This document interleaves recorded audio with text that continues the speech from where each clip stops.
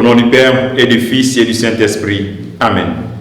Viens en nous, Esprit créateur, visite les âmes de tes fidèles, emplis la grâce d'en haut, les cœurs que tu as créés. Toi qu'on nomme le conseiller, toi le don du Dieu très haut. Source vive, feu et charité, invisible consécration. Ô Seigneur, envoie ton esprit et tout sera créé et tu renouvelleras la face de la terre. Bien-aimés dans le Christ, nous sommes aujourd'hui dimanche 21 novembre. Nous sommes en ce dernier dimanche et nous célébrons la solennité du Christ, roi de l'univers. Et la parole de Dieu que notre Mère Église nous propose est extrait de l'évangile de Jean, chapitre 18, versets 33b à 37. En ce temps-là, Pilate appela Jésus et lui dit, « Es-tu le roi des Juifs ?» Jésus lui demanda, « Dis-tu cela de toi-même, ou bien d'autres te l'ont dit à mon sujet ?» Pilate répondit, « Est-ce que je suis juif, moi? Ta nation et les grands prêtres t'ont livré à moi. Qu'as-tu donc fait ?» Jésus déclara, « Ma royauté n'est pas de ce monde. Si ma royauté était de ce monde, j'aurais des gardes qui se seraient battus pour que je ne sois pas livré aux Juifs. En fait, ma royauté n'est pas d'ici. » Pilate lui dit, « Alors tu es roi ?» Jésus répondit, « C'est toi-même qui dis que je suis roi. Moi je suis né, je suis venu dans le monde pour ceci, rendre témoignage à la vérité. Quiconque appartient à la vérité, écoute ma voix. » Acclamons la parole de Dieu. Louange à toi, Seigneur Jésus. Quiconque appartient à la vérité, écoute la voix de Christ, roi de l'univers.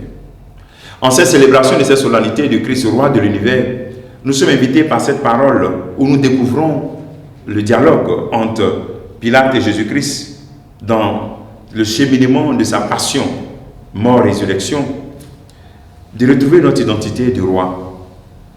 Rappelons-nous que par le baptême, nous avons cette identité, ce titre de roi.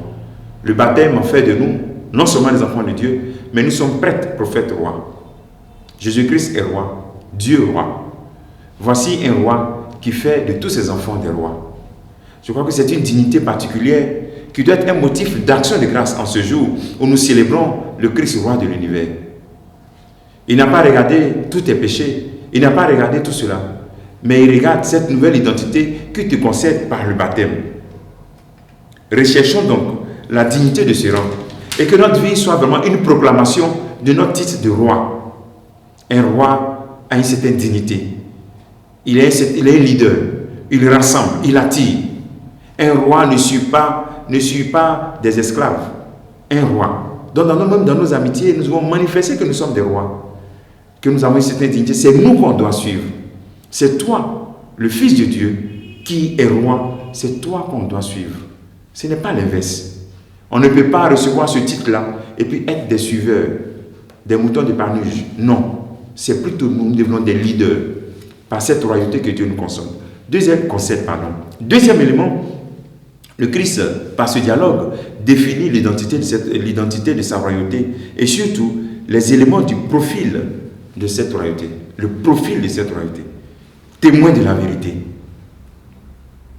Un roi est témoin de la vérité. Tu comprends, vous comprenez avec moi que par votre titre de roi, notre titre de roi, nous devons bannir le mensonge dans notre vie.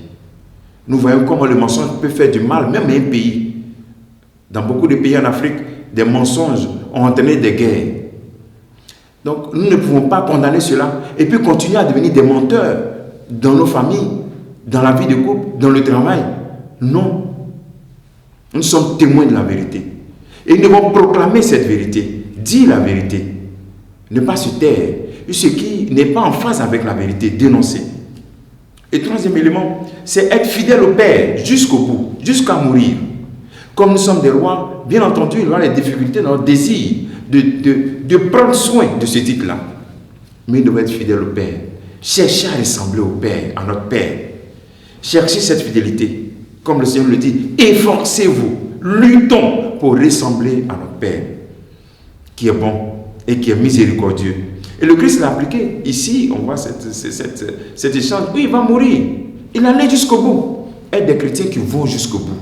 Ne pas prendre des décisions à notre mariage, à notre baptême. Et puis après, on dit non, bon, j'avais pas bien réfléchi. Non, pas du tout. Il faut aller jusqu'au bout. Jusqu'au bout de ton mariage. Jusqu'au bout de ta vie de baptisé. Jusqu'au bout dans ce travail que tu fais. On n'a pas dit qu'il n'y aura pas de difficulté. La croix. Alors, jusqu'au bout. Même s'il faut que tu meurs pour le Christ. Suivre ce roi, c'est accepter la croix. C'est la croix qui nous pousse, qui nous invite à être fidèles. Demandons au Seigneur aujourd'hui d'être vraiment des rois. Retire-toi et puis réfléchis sur ton identité de roi et de reine.